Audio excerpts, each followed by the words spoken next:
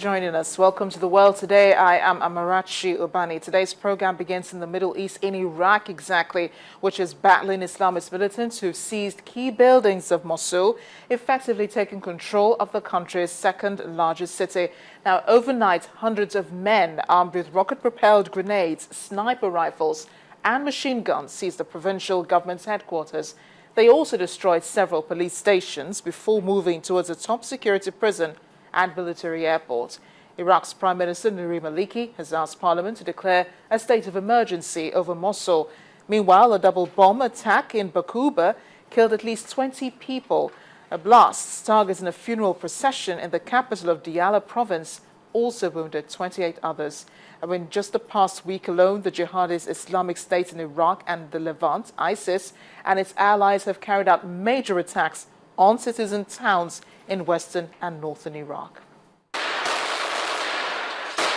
There was heavy fighting across Iraq's western Anbar province at the weekend as militants battled security forces for control of key cities. Ramadi and Fallujah were overrun at the start of the year by tribal and Sunni insurgents, including the Al-Qaeda-affiliated Islamic State in Iraq and the Levant.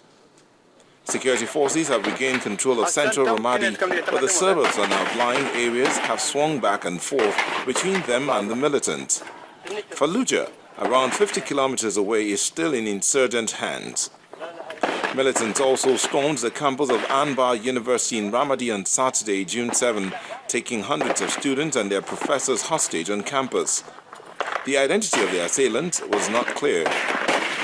The United Nations says almost 480,000 people have been forced to leave their homes in Anbar over the past 6 months, Iraq's largest displacement since the sectarian bloodletting that climaxed in 2006-2007.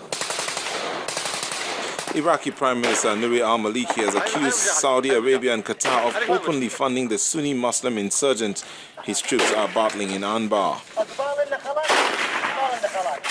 Security forces have been fighting them in Fallujah and Ramadi since January after the arrest of a Sunni lawmaker and the clearing of an anti-government protest camp prompted a tribal revolt and allowed ISIL to set up fighting positions in the city. Maliki has long had chilly relations with the Gulf states who view him as too close to Iran and has long suspected them of funding Al-Qaeda-linked groups in order to bring down his Shiite-led government.